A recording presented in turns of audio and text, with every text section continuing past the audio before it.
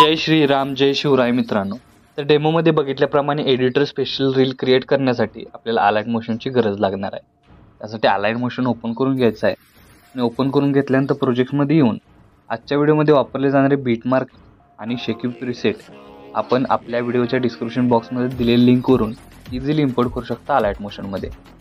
तर अलाइन मोशनमध्ये आल्यानंतर सगळ्यात पहिल्यांदा बीटमार्क प्रीसेट ओपन करून घ्यायचे आहे आणि ओपन केल्याबरोबर तुम्हाला अशा प्रकारे इंटरफेस दिसून येणार आहे.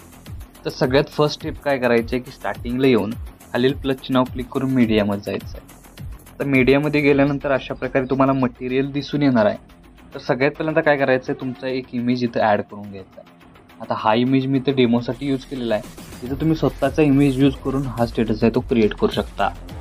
आता इमेज ॲड करून घेतल्यानंतर वरती 3 डॉटला क्लिक करून फिल कंपोजिशन एरिया या ऑप्शनला क्लिक करायचं. म्हणजे काय होणार आहे, एकाच क्लिकमध्ये आपला इमेज लेअर तर फुल स्क्रीन होऊन जाणार आहे.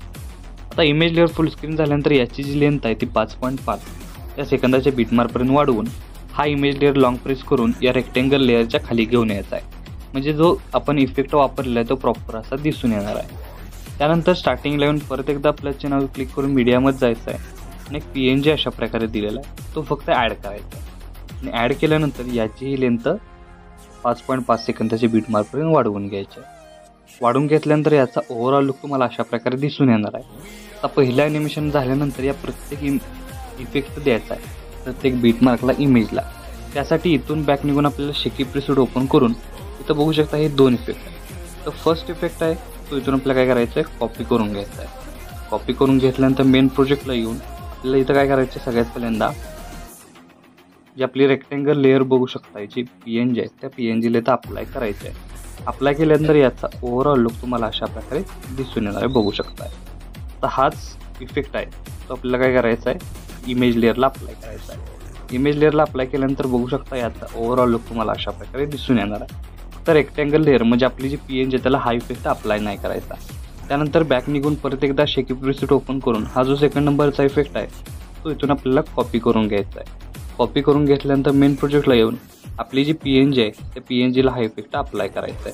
म्हणजे याचा ओव्हरऑल लुक तुम्हाला अशा प्रकारे दिसून येणार आहे. आता आपलं पहिलं ॲनिमेशन आहे ते इथं क्रिएट झालेलं आहे.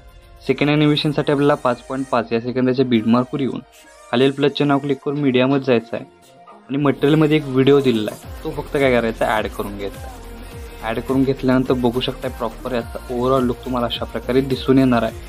त्यानंतर नेक्स्ट स्टेप काय करायचे, परत एकदा 5.5 सेकंदाच्या बीटमार्कवर येऊन खालील प्लसचे नाव क्लिक करून मीडियामध्ये जायचं आहे आणि एक PNG दिलेला आहे तो ॲड करून त्याची लेंथ प्रॉपर वाढवून अशा प्रकारे सेट करायची आहे. बघू शकता त्या ब्लॅक PNGवर सेट केल्यानंतर याही लेअरिक्सला इफेक्ट द्यायचा आहे.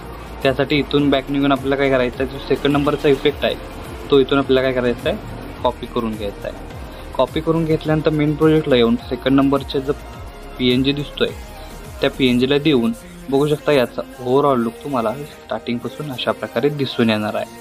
तर आपला स्टेटस आहे तो इथं क्रिएट झालेला आहे. तर याला सेव्ह करण्यासाठी वरती ॲरो चिन्ह एकदा क्लिक करायचं आहे. क्लिक केल्यानंतर व्हिडिओचं ऑप्शन सिलेक्ट करून एक्सपोर्टवर क्लिक करायचं आहे. अशा प्रकारे आपला स्टेटस आहे तो HD मध्ये सेव्ह होऊन जाईल. तर आजच्या व्हिडिओमध्ये एवढंच मित्रांनो, भेटूया आपल्या पुढच्या व्हिडिओमध्ये.